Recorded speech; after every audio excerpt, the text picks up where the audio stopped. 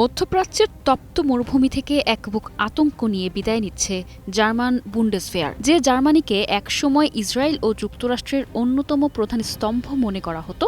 যুদ্ধের কঠিন সময়ে সেই স্তম্ভেই এবার ফাটল ধরেছে। ইরানকে ঘিরে শুরু হওয়া যুদ্ধের মাত্র এক সপ্তাহ পেরোতেই পিছু হটতে শুরু করেছে বার্লিন।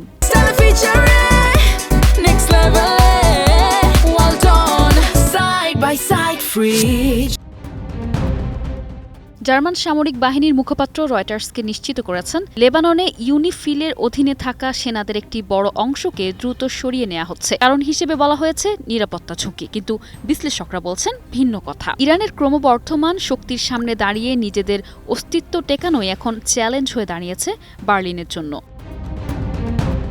পিছু হটার এই তালিকায় কেবল লেবানন নয়, রয়েছে ইরাক ও কুয়েতও। উত্তর ইরাকের এরবিল থেকে আগেই সেনা সংখ্যা কমিয়েছিল জার্মানি। এবার বাহরাইন থেকেও পাত্তারি গুটিয়েছে তারা। এমনকি বাগদাদের নিরাপদ জোন হিসেবে পরিচিত দূতাবাস থেকেও সেনা কর্মকর্তাদের জর্ডানে পাঠিয়ে দেওয়া হয়েছে।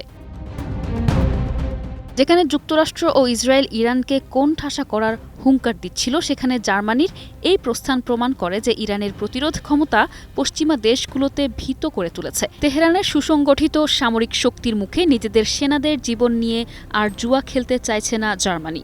এই পদক্ষেপ কার্যত ওয়াশিংটন ও তেল আবিবের জন্য এক বড় চপেটাঘাত।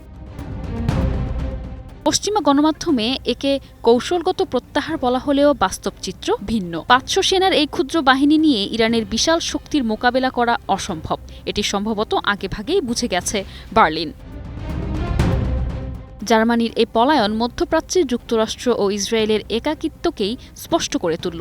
বন্ধু যখন দুঃসময়ে হাত ছেড়ে দেয়, তখন যুদ্ধের ফল কোন দিকে যায় তা বলাই বাহুল্য।